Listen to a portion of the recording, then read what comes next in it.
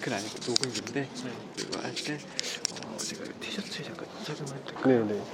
지금부터 이거 하는 건가요? 아니면 시작하기 전 다시 실행을 시켜야 되나요? 지금부터는 되는데요. 어차피 이거 녹음은 저희가 편집을 다 하기 때문에 네. 자유롭게 말씀해 주셔도 예, 알겠습니다. 1분 뒤 시작하도록 하겠습니다. 예, 준비를 하고 있을까요? 네, 뭐 준비하셔도 되시고요.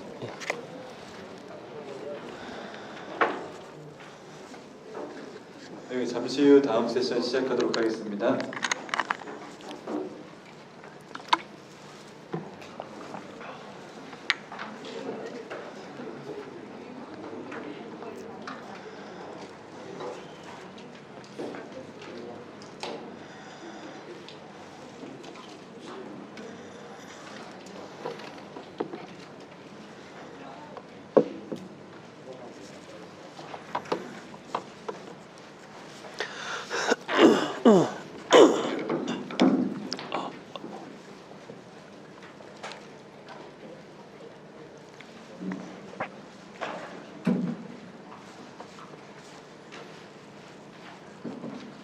네, 다음 세션은 소비테크놀로지의 주종필 한국총괄 매니저님께서 발표를 해주시겠습니다. 큰 박수 부탁드립니다.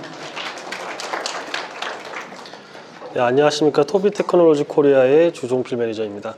저는 오늘 그 소비자의 구매 행동에 대한 조사를 통해 가지고 어떤 전략을 세울 수 있는지 그런 것들이 저희가 가지고 있는 솔루션인 아이 트래킹을 근거로 해서 진행하는 방법에 대해서 설명을 좀 드릴 거고요. 그 내용에 있어 가지고 좀 저희가 진행해 봤던 글로벌 사례들을 좀 소개를 해 드리려고 합니다. 저희 회사는 업력은 지금 2001년부터 지금 있었던 회사인데 3명으로 시작해서 지금 한 1000명 정도 글로벌 기업으로 성장을 했습니다.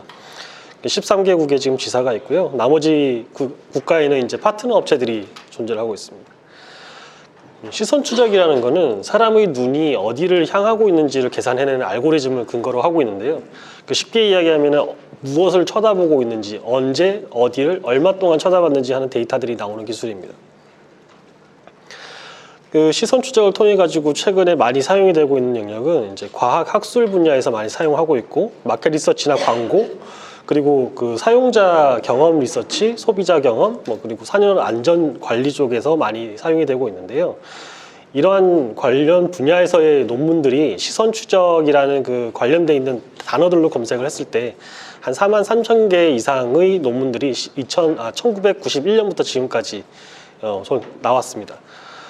그 논문들 중에서 저희가 클러스터 분석을 한 결과 한 5개의 큰 메인 테마들이 나오는데 그 중에 하나가 소비자 행동에 대한 조사 연구에 시선 추적이라는 것이 사용되었습니다. 시선 추적이라는 것이 지금 현재로는 여러 개의 그 PC 관련돼 있는 업체들, 모니터 업체들, 게임 관련 업체들에서 도입을 해가지고 하드웨어로도 판매를 하고 있는 비즈니스를 저희가 참여를 하고 있고요. 그리고 그 사람들이 이제 사용할 수 있는 소프트웨어나 어플리케이션에서 아이 트래킹, 시선 추적이라는 그 디바이스를 썼을 때 좀 더 흥미롭고 즐거운 경험을 할 수 있도록 만드는 그런 그 상품들이 출시가 많이 되고 있습니다. 저희 자체적으로는 아이 트래킹 솔루션이라는 것을 자체적으로 보유한 상태에서 이제 그 컨설팅 서비스죠. 이 시선 추적을 통해 가지고 알고 싶은 것이 무엇인가 그것을 이제 가설을 세워 가지고 검증하는 관련 과정들을 저희가 진행하는 서비스를 또 하고 있습니다. 이런 부분에서 관심이 많은 부분들은 아무래도 이제 브랜드를 가지고 계시는 브랜드 오너들이실 텐데요. 자신들이 가지고 있는 상품, 판매하고 상품이나 제공하고 있는 서비스들에 대해 가지고 어떤 소비자 경험을 알 수 있는지 그런 것들에 대한 궁금증이 많고 저희가 오늘 그 중에 특히나 오프라인, 온라인 이런 부분에서 어떻게 하면은 이것이 어떤 쪽으로 발현돼서 궁금증을 해결해 줄 수 있는지 그런 것들을 좀 소개를 해드리려고 합니다. 시선 추적을 할 수 있는 그 상황들은 여러 가지가 있는데 그 중에서 상황에 따라 가지고 저희가 제공하는 것들이 솔루션들이 좀 다른데요. 스크린 기반의 그 아이 트래킹 시선 추적 설계 중에서도 두 가지가 있습니다. 스크린 기반은 고정 밀도와 저정 밀도로 나눠지는데 특별한 센서를 추가적으로 장착을 했을 때 가능한 것과 PC 노트북에 장착되어 있는 웹캠 가지고 측정할 수 있는 두 가지가 있습니다.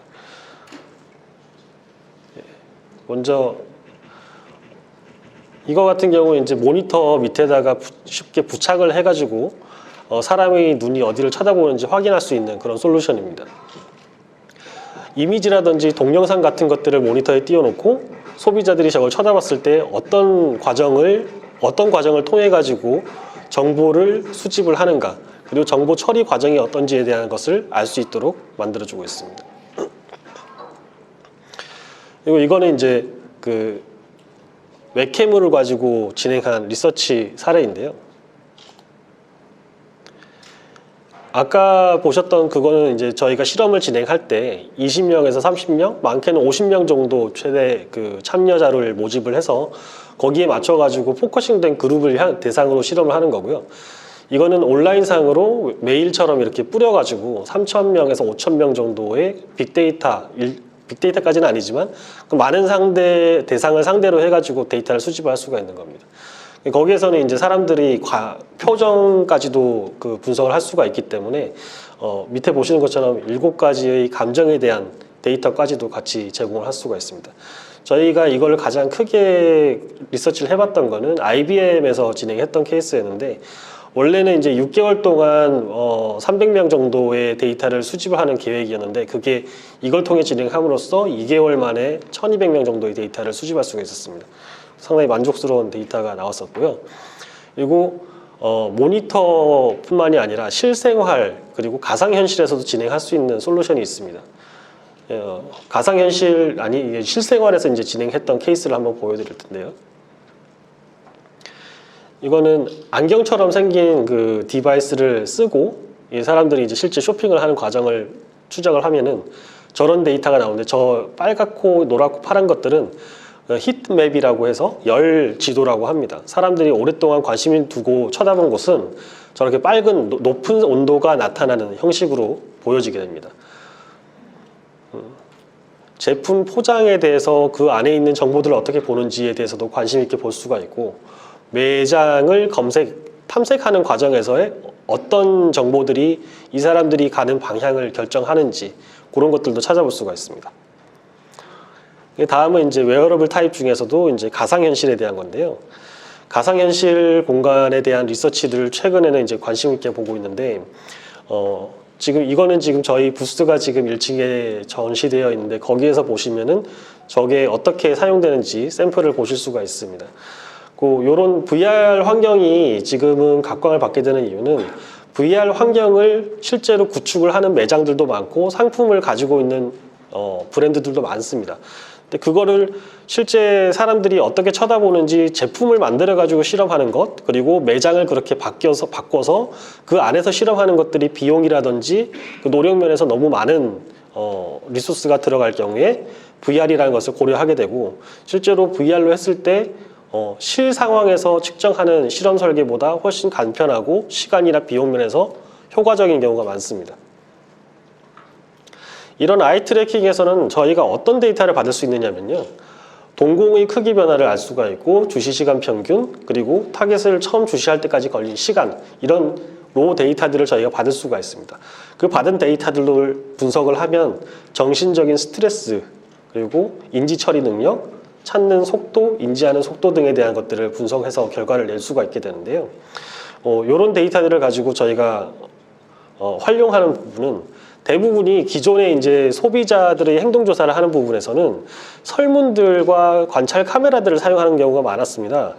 근데 그 내용은 이제 저희가 소비자의 구매 행동 프로세스를 보면 주의를 기울이게 되고, 그 다음에 관심을 가지고 기억을 하고 기억을 이해를 한 다음에 그게 행동으로 어떻게 발현되게 되는데, 그 과정에서 기존의 그 설문조사 같은 경우에는 인상, 기억, 이해라는 요 데이터의 성격이 이제 설문 인터뷰 같은 경우 의식, 기억, 표면적 이런 언어적인 행동에 대한 그 조사에 적합하다고 한다면, 시선 추적이라는 것은 무의식적이고 스스로가 기억을 잘 못하고 안에 들어있는, 사실 인터뷰를 한다고 자기 속마음에 있는 것들이 다 나오기 힘들거든요.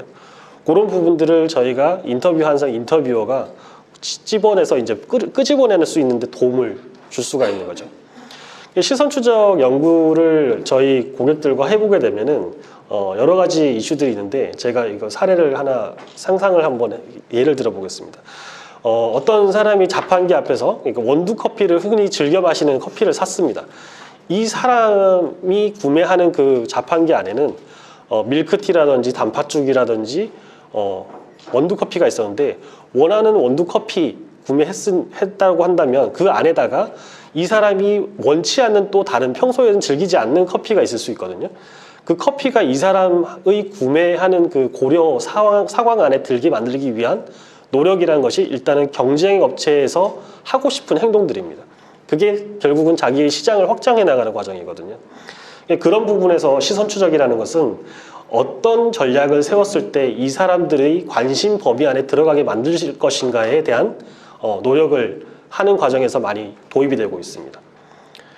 시선 추적의 유효성에 대해서 설명을 드리자면 기존의 그 인터뷰 방식과 저희 시선 추적을 통한 그 인터뷰 방식을 두 가지를 비교를 해봤을 때 인터뷰할 때 나타나는 단어의 그 숫자가 훨씬 뭐 6배 이상 많아지는 거죠. 그러니까 인터뷰 시간도 길어지고 이 이야기는 논문적으로 이제 그 증명이 된 건데 소비자가 자기가 했던 행동에 대해 가지고 일반적인 카메라가 아니라 시선 추적에 대한 데이터를 같이 보면서 인터뷰를 했을 때 더 풍부한 설명을 해내고 그 안에 있는 것을 더 많이 끄집어낼 수 있다는 것을 설명하고 있습니다. 그리고 또 다른 하나의 그 시선 추적에서의 그 가장 큰 그 메리트는 사람이 어떤 물건을 눈에 그 들어오고 그걸 정보 처리를 하지를 않는 제품들에 대해서는 구매할 가능성도 없는 거죠. 근데 그것은 기억하지 못하고 구매하지 않았다. 그거는 나타나 있는 사실일 뿐인 것이고 그것이 만약 이 사람이 나는 그것을 본 적이 없어. 그 물건을 우리 매장에서는 본 적이 없다는데 그럼 이거 어떻게 해야 되지? 이런 솔루션을 생각을 해볼 때 이 사람에 대해서 나는 그걸 본 적이 없는데 라고 한 사람의 종류가 두 가지가 있습니다. 하나는 실제로 그 제품을 보지 못한 경우, 그러니까 어느 구석에 처박혀 있다든지 아니면 다른 물건에 가려져 있었다든지 이런 경우가 있고 또 다른 한 가지는 사람의 눈에 띄었는데 그게 기억이 안 나는 경우가 있습니다.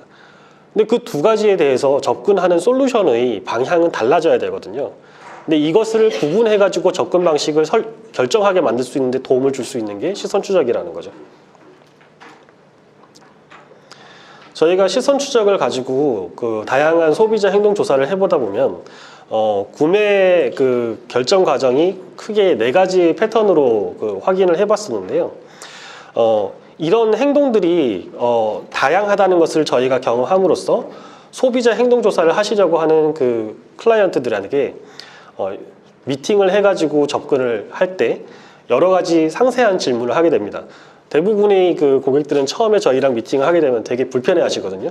왜 그런 것까지 시작도 안 했는데 그런 것들을 물어보느냐, 뭐 그런 게 꼭 필요하냐 이런 이야기를 하시는데 저희가 경험해 본 바에 의하면 아주 포커스된 실험 설계를 하기 위해서는 이런 과정에서 많이 구분을 많이 해놨는데 이 과정 안에 최소한 하나, 2개 정도의 네모난 상자 저기에 대한 설정을 할 수 있도록 여기에 대한 부분인지 아니면 뭐 예를 들어 가지고 가격표를 본다 그러면 이 고객이 가지고 있는 이슈는 가격표를 볼 때 기존에 그 사람이 가지고 있는 사전 정보와의 비교를 하는 것에 대한 관심을 가질 것인가 아니면 매장 내에 있는 서로 다른 상품 간의 비교를 할 것인가 혹은 자기가 가지고 있는 예산과의 비교를 할 것인가에 대한 그 정도의 깊이까지 저희가 논의를 해야지만 실험 설계가 뚜렷하게 이루어지고 짧은 시간 안에 효과적인 결과를 뽑아낼 수가 있습니다. 그래서 그냥 한번 해보죠라고 시작하는 것보다 사전 실험 설계에 대한 미팅을 좀 꼼꼼하게 했을 때 더 효과적이라는 것을 말씀드리고 싶습니다. 그런 미팅을 통해 가지고 그 과제를 도출할 때 이 분들이 관심을 가지는 것 중에 하나가 최근에 이제 소비자와 커뮤니케이션을 할 수 있는 채널들이 상당히 많지 않습니까? 그 커뮤니케이션을 할 수 있는 툴들, 그 툴들의 조합을 어떻게 가져갔을 때 구매 결정을 하는데 영향을 가장 크게 미칠 수 있나라는 부분들인데요. 그 내용도 나중에 뒤에 좀 나타날 것이고, 그리고 Z의 법칙이라고 해가지고 이게 사람들이 이제 미팅을 해보면은 이제 많이들 이야기해 주시는 부분이 이런 겁니다. 사람들이 흔히들 많이 보는 곳은 왼쪽 상단부터 오른쪽을 거쳐가지고 왼쪽 하단 오른쪽 이렇게 가는 형태의 패턴이 일반적이지 않나요? 라고 하는 말씀들을 하시는데요. 이 부분에 대해서는 저희가 나중에 저희 나름대로 이런 패턴이 있나 조사를 해본 그거 과정을 가지고 설명을 다시 한번 드리겠고요. 의사결정 유형에 대해 가지고 저희가 분석해본 바로는 사람들이 요런 네 가지의 과정이 좀 다르게 나타납니다. 가산형, 연결형, 분리형, 사전 편집형. 저희 나름대로 이거는 만들어 본 것인데 뭐 예를 들어 가지고 이런 차이가 있는 거죠. 연결형이라고 하는 부분은 이제 이 사람들이 어떤 조건을 체크해 나가는 과정에서 중간에 어떤 과정에서 하나의 팩트만 자기랑 맞지 않아도 그 다음 부분은 이제 고려하지 않고 이 상품을 탈락시켜 버리는 거죠. 가산형 같은 경우는 사람의 유형이 틀립니다. 판단을 할 때 모든 것들을 종합을 해가지고 그 중에서 점수가 높은 것을 선택하는 형태인 거죠. 근데 이런 선택의 과정은 피험자의 종류에 따라서 다를 수도 있지만 상품 카테고리별로도 다 다를 수가 있고요.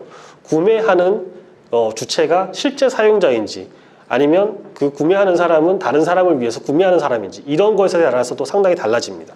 이런 것들을 저희는 중점적으로 다 상담 과정에서 이야기를 하고 있습니다. 간단하게 저 제품을 가지고 시선 추적을 한 걸 한번 보시겠습니다. 제품을 하나를 구매하기 위해서 탐색을 하고 물건을 하나 집어듭니다. 간단하게 살펴본 뒤에 다시 내려놓습니다. 이 시간이 한 3초에서 7초 정도 되는데요. 이 과정에서 이 사람이 어떤 생각을 했는지, 무엇 때문에 이 제품을 다시 내려놨는지 이런 것들이 상당히 궁금할 수 있죠. 예, 이런 부분들도 나중에 사례에서 또 설명을 한번 드리겠습니다. 저희가 주로 많이 쓰는 장비들이고요. 이제 시선 추적 사례들을 설명해 드릴 텐데요. 이거는 저희가 간단하게 결과만 먼저 보여드린 건데요. 이거는 실제 그 화장품 브랜드와 조사를 했던 케이스인데 이 회사는 신규 브랜드로서 특별한 광고에 투자를 하지 않고 그냥 매장 내에서 소비자와 매대에서의 접점을 가장 중요시하는 회사입니다. 그래서 포장이 상당히 중요하죠. 그 포장이 중요한데 이번에 포장 디자인을 바꾸려고 합니다. 그럼 우선 걱정이 앞서죠. 잘 팔리고 있던 브랜드의 패키지 디자인을 바꾸려고 하는데 이것을 바꾸고 난 다음에 매출이 떨어지면은 패키지 디자인 담당자한테 엄청난 스트레스가 오겠죠. 그것을 사전에 샘플들로 가지고 테스트를 해보았던 거죠. 그래서 기존 제품들에 비해서 주목도가 떨어지지 않는다라는 결론을 저희가 내려들 수가 있었고 거기에 따라서 새 디자인 제품은 무사히 시장에 출시를 할 수가 있었습니다. 통계적인 처리를 통해 가지고 증명을 해야만 이제 내부적으로 위에 결정하시는 분들이 판단하기 쉬우시겠죠. 그냥 이럴 것 같아요라는 이야기로는 그게 설득이 어렵습니다. 다음은 이제 아까 그 동영상에서 보셨다시피 짧은 시간 동안에 어떤 결정을 하는 것을 보셨을 텐데요. 매장에서 조사를 하다 보면은 시선을 이게 사람들이 눈에 띈 제품들이 전체 카테고리 안에서 한 60%가 되고요. 그 다음에 1초 이상 주목을 받은 게 17% 정도, 그 이후로 더 떨어지죠. 근데 이 59%에서 17%로 가는 이 과정에 저 안에 들기 위한 노력을 하기 위해서 상당한 마케팅 투자를 하는 게 현실입니다. 결국에는 이제 자기 자사 제품에서 사람들의 눈이 더 오랫동안 머물도록 하고 싶어 하는 이슈가 있는 건데요. 이거는 이제 한 그 제품 회사에서 포장 디자인을 자기 그 잠재 고객들이 오랫동안 쳐다보게 만들기 위한 노력을 한 케이스입니다. 기존 케이스 포장 같은 경우에는 사람들이 시선을 중간에 있는 이미지를 쳐다보고 그냥 이탈해 버립니다. 그 시간이면은 그냥 1초 미만으로 다시 내려놓는 되는 거죠. 근데 이거를 어떻게 바꾸면은 사람들이 더 오랫동안 머물게 될까라는 생각을 해봤습니다. 그러고 보니까 사람들이 1초 미만을 쳐다본 사람들 중에서도 상품 이미지를 오랫동안 그나마 쳐다보더라. 제일 처음 쳐다보는 게. 그걸 알고 나서는 이것을 사람들이 제일 처음 시선이 머무는 중앙 쪽에다가 배치를 하면은 시선을 더 끌 수 있지 않을까 해서 배치를 바꿔본 겁니다. 그랬더니 똑같은 내용들을 배치만 바꿨을 뿐인데 상품 이미지에 시선이 머물렀다가 그 다음에 용량도 한번 쳐다보고 다시 상품 이미지를 쳐다보는 등 1초 이상의 시간을 제품 패키지에 머물게 하는 데 성공한 것이죠. 이제 이런 식으로 해서 포장 디자인을 바꾸는데 시선 추적이 사용된 케이스가 있었고요. 또 하나가 우리 제품의 경쟁 요소가 어떤 게 있나라는 것들을 소비자 행동 조사를 통해서 알 수 있는데, 요거는 디자인을 두 가지를 만들었는데요. 이거는 일본의 케이스입니다. 이거는 조리예를 중앙에 큰 이미지로 뒀습니다. 이쪽에는 하나는 이제 그 카피 텍스트로 가지고 카피를 쓴 거고요. 이쪽에는 이런 내용물의 그 사진을 넣었습니다. 그랬더니 사람들이 내용물에 대해 가지고 관심을 많이 가지는 것을 알게 됐죠. 그래서 여기 있는 이 이미지보다 사실은 여기도 똑같이 있는 이미지지만 여기 있는 안에 들어있는 물품 실제 내용에 대해 가지고 관심을 가지는 것을 보고 이것을 기반으로 디자인을 바꿔가지고 시장에 출시를 했던 이슈입니다. 그럼 결국에는 소비자들은 이걸로 가지고 뭘 할 수 있는가라는 것보다 이 실제 안에 들어있는 물품이 무엇인지를 보고 싶어 한다는 욕구가 강하다는 걸 알 수 있는 거죠. 그리고 이 성공적인 사례도 알 수 있지만 이제 실패 이유도 알 수가 있는데요. 이 경쟁사와 자사 제품을 비교하는 그 니즈가 참 많습니다. 요거는 똑같이 이제 어떤 요리에다가 뿌려서 먹는, 발라서 먹는 이런 재료인데, 왼쪽과 오른쪽에서 보시면 실제로 그 사람의 주목을 끄는 위치라든지 내용들은 비슷합니다. 근데 최종적으로 구매하는 것은 이쪽의 케이스를 경쟁사 제품을 선택한다는 거죠. 근데 그게 왜 그럴까라는 것을 저희는 이 시선 추적 데이터를 보고 여기도 오랫동안 쳐다보셨고 여기도 오랫동안 쳐다보셨네요 라는 식을 저희가 그 설문조사 안에다 넣어가지고 진행해 봤더니, 결국에는 여기에 있는 이쪽이 뭐지? 쿠키에다가 사용해가지고 써먹을 때보다 다른 요런 부분 재료들에다가 사용할 만한 가능성이 더 열려있다는 생각 때문에, 활용도가 더 높겠다는 생각 때문에 이쪽을 선택했다는 이유들을 많이 들을 수 있습니다. 그러면 이런 이미지를 선택할 때도 소비자들이 활용 가능할 만한 그런 상상력을 더 많이 발휘시킬 수 있는 그런 이미지를 사용하는 것이 좋겠다라는 그 결론을 한번 얻었던 적이 있고요. 또 다른 사례도 이것도 비슷한 사례입니다. 빵에 발라 먹을 때가 더 맛있어 보이나 팬케이크 발라 먹을 때가 더 맛있어 보이나 이런 거죠. 그래서 그 이미지를 선택할 때 좀 더 신중을 기할 수 있도록 만들어 놨습니다.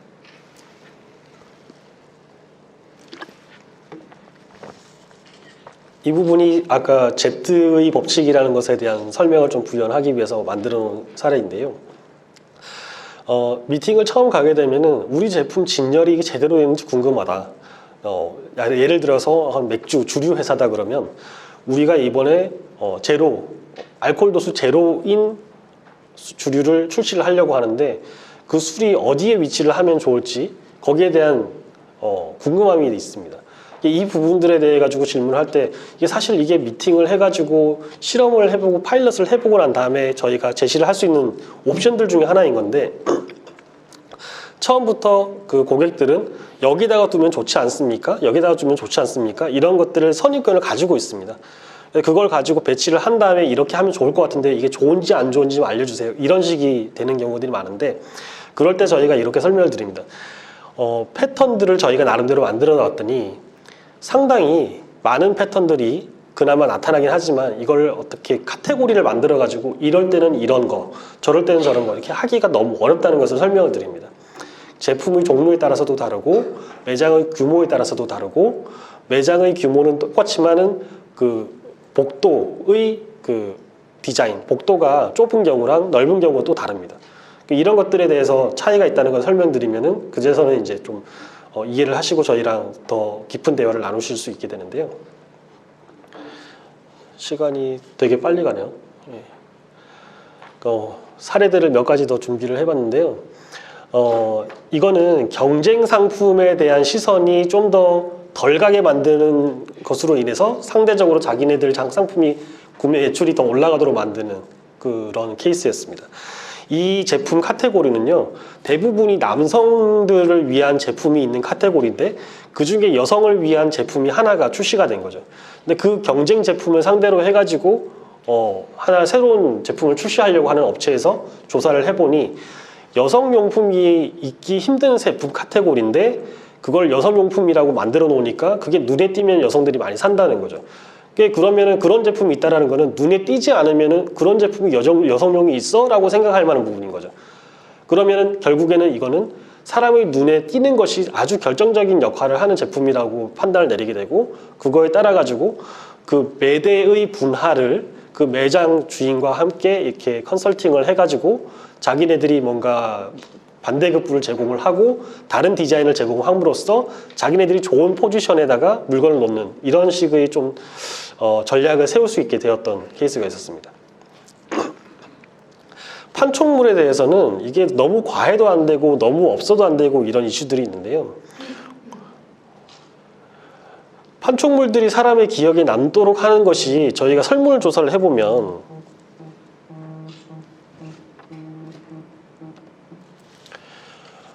이 설문상으로만 본다 그러면 우리 똑같은 제품에 대해 가지고 사람들이 그 물건을 보고 기억을 하는 데 대해 가지고 최종적으로는 15% 정도의 사람들은 그 물건을 기억을 하고 있어야 되는 게 맞는데, 시선 추적을 같이 조사를 해보니까 그 실제와는 다른 결과들이 많이 나오더라는 거죠. 그런 것들은 어떤 상황에서 발생할 수 있냐면요, 유저들, 그러니까 근처에 자주 가시는 패스트푸드점을 생각해 보시면 좋을 것 같은데요. 자주 가시는, 집 근처에 있고 자주 간다거나 오늘 사무실 근처에 있어서 자주 가는 그런 패스트푸드점에 가실 때 판촉물에 대해 가지고 신경을 많이 쓰시는지 한번 생각해 보시면 좋을 것 같습니다. 저희가 조사를 해본 바로는 자주 와서 이용하는 고객일수록 매장 내에 있는 판촉물에 대해 가지고 신경을 쓰는 비율이 작습니다. 그 판촉물에 대해서 신경을 덜 쓰고 한 번씩 오는 사람들이 그 판촉물에 많이 이제 영향을 받는다는 거죠. 이런 조사 결과를 통해 가지고 매장의 그 특성, 자주 방문하는 헤비 유저들이 많은지 아니면 라이트 유저들이 많은지에 따라 가지고 매장의 디스플레이 그리고 판촉물에 대한 전략을 세우는 데 활용이 될 수가 있었습니다. 그리고 그 식당 같은 데 가면은 어떻게 메뉴판을 보고 고르라는 곳들도 있고요. 또 고속도로 휴게소 같은 데 보면은 메뉴판들이 이렇게 전광판들이 있는데 그걸 보고 고르면서 줄 서가지고 기다리면서 보는 경우들이 있죠. 그러면 회전율이 빨라야 되는데 주문을 빨리빨리 받고 넘어가야 되는데 그 정체되는 시간이 있을 수 있습니다. 그 시간들이 저희가 계산을 해보니까 필요 없는 어떤 정보에 의해 가지고 발생하는 거죠. 이게 상품을 보고 이게 몇 인분짜리인가 보고 다시 돌아오고 이게 2인분짜리인데 이거밖에 안 돼. 실제 상품과는 다른데도 불구하고 왔다 갔다 하는 시간이 전체 그 구매 결정을 하는 시간의 5%를 차지한다는 거죠. 100명을 처리를 할 때 105명을 처리할 수 있는 시간을 만들기 위해서 이런 것들을 개선을 통해 가지고 그 시간을 줄일 수 있다는 겁니다. 광고를 통한 브랜드 로고 각인 같은 경우도 광고를 그 진행하기 전과 진행한 이후에 라디오라든지 TV 광고를 진행한 이후에 매장 안에서의 그 제품에 대한 그 주목도 같은 것들을 평가해 가지고 전략을 세울 수가 있고, 로고의 브랜드명과 그 이미지가 같이 있으면은 기억이 용이하다라는 그런 연구도 가능합니다. 그리고 건강식품이라든지 이런 그 특수 기능성 제품들을 구매를 하는 과정에서 많이들 사용하는 건데요. 나한테 적합한 그 견종, 이건 개에 대한 건데 견종 확인하고 이 연령대에 맞는지 효능이 어떤지 이런 과정들을 하나하나 체크를 해나가는 과정들이 시선추를 통해서 나타날 수가 있습니다. 한 가지만 더 하고 뒤에 있는 건 좀 중요하지 않기 때문에 생략을 하도록 하겠습니다. 알기 쉬운 진열법과 그 선택하기 쉬운 진열법이란 것은 최근에 이제 그 무인 매장들이 늘어날 그 가능성을 많이 보이고 있는데, 그런 과정에서는 방문한 사람이 스스로 뭔가를 구매를 하는 데 있어서 불편함이 없어야 되거든요. 근데 한국에서는 아직까지 그런 게 많이 되어 있지 않지만 외국 같은 경우는 셀프 메디케이션이라고 해가지고 웬만한 약품들은 자기네들이 슈퍼마켓에서 쇼핑할 때 살 수가 있습니다. 근데 살 수 있는 그런 과정들 안에서 실제로 이 사람들이 자기한테 증상에 맞는 물건을 잘 구매할 수 있도록 배열이 되어 있는지 안 되어 있는지 그거를 알고 싶어하는 니즈가 있는 고객이 있었습니다. 그래서 저희가 실험을 해본 결과 기존 배치에서 테스트를 해봤는데 이거는 자기한테 맞는 제품을 쳐다본 비율은 빨간색이고요. 자기 증상에 맞지 않는 쪽을 쳐다보는 시간은 이제 파란색이고 그러니까 빨간색으로 이제 구분했습니다. 그랬더니 기존에는 이랬는데 어떤 옵션에서 바꾸고 나니까 자기 증상에 맞지 않는 제품을 쳐다보는 시간이 10%로 줄어들었습니다. 이걸 가지고 저희는 이제 효과적인 배치가 이루어졌다고 하는 거죠. 이거 같은 경우는 이제 어떤 그 매장 안에서 물건을 사러 돌아다니는 과정에서 사람들이 어떤 포인트에서 정보를 가지고 그 매대 섹션을 찾아가는지에 대한 이슈들을 알고 싶어 했던 거였고요. 그리고 계산대 근처에 있는 그 홍보 판촉물이 그 진열대 안에 있는 것과의 차이점이 어떤가라는 걸 비교를 했었는데 실제로 계산대 근처에 있는 판촉물들은 구매가 다 이루어진 이후에 그거를 맨 마지막에 보게 되거든요. 그러면은 자주 오는 고객인 것 같은 경우는 다음에 오면 이걸 사야지 할 수 있는 그런 생각을 가지게 되는 거죠. 그러면 그 가게 저기 어디지? 계산대 근처에 있는 판촉물 같은 경우는 오늘 구매한 사람이 다음번에 올 때 고려할 수 있도록 하는 판촉물들을 세워놓는 게 좋겠다라는 그런 것들을 생각해 볼 수가 있습니다. 그리고 매대 그 화장품가에 가면 이제 탑보드가 있고 옆에 있는 독립 그 보드 이런 매대가 있는데 이런 것들에 대한 효과들도 좀 측정을 해봤고요. 사이드 독립 선반이 효과적이라는 이야기를 저희는 확인을 했는데 그 이유는 이제 다른 제품들에 가려져 가지고 안 보이는 경우가 있을 수도 있고 그리고 뭐 멀리서는 시인성이 좋지 않다 뭐 이런 이슈들이 있었습니다. 그렇다면 이제 탑보드에 대해서는 이게 의미가 없나? 그게 아니라 가까이 왔을 때는 여기서 여기까지가 이 제품군의 섹션이구나라는 것을 이해하는 데는 도움을 주고 있다는 것을 확인할 수가 있었습니다. 그리고 어떤 이미지에 사람들이 눈이 자주 간다면 그 근처에다가 전달하고 싶은 메시지를 두는 것이 인지하기가 수월하다는 평이한 정보도 있고요. 그리고 시선 추적을 통해 가지고 저희가 상당히 많이 쓰는 것 중에 하나가 그냥 검색 과정에 있는지 이 사람이 평가를 하고 있는 과정인지를 알 수 있다는 것을 저희는 그 노하우를 가지고 있습니다. 그걸 통해 가지고 어떤 고객을 만났을 때 그 고객이 이 패키지 포장 안에 있는 이 매장의 요 제품의 내용이 자기네들 입장에서는 검색하는 과정에서 이게 눈에 띄어가지고 이 제품에 관심을 가지게 되는 이유가 될 것이다라는 가설을 세우고 있었는데 저희가 실험을 해본 결과로는 여기에 있는 이 부분은 다른 부분들을 다 검색한 이후에 맨 마지막에 시선이 가는 정보 영역으로 확인을 한 거죠. 그러면 이거는 본인들이 가지고 있는 것이 그 정보를 더 잘 띄게 검색하는 과정에서 눈에 띄게 하는 것으로는 이게 적합하지 않으니 다른 정보를 이용하는 것이 좋겠다라는 그런 평가를 할 수가 있었습니다. 그리고 편의점에서의 시선 추적이 어디를 많이 가는지도 확인할 수 있었고 이건 하나만 이걸 하고 진행을 끝내도록 하겠습니다. 이게 이제 홈쇼핑에 대한 것인데요. 홈쇼핑 채널에서 이제 보게 되면은 이 그 홈쇼핑 채널에서는 그냥 판매를 진행하시는 분들이 보다 보면은 그냥 전화 콜수가 올라가고 있습니다. 막 이런 것들밖에 몰라요. 그리고 저쪽에 있는 사람들이 지금 어느 정도의 주목도를 보이고 있는지 그걸 알 수가 없거든요. 근데 시선 추적을 하게 되면은 사람들이 그냥 TV만 켜놓고 있는 사람들과 실제 쳐다보고 있는 사람들이 차이가 나타나는 수가 있는 거죠. 온라인에 대한 것들은 좀 넘어가도록 하고요. 최근에는 제 마지막 사례입니다.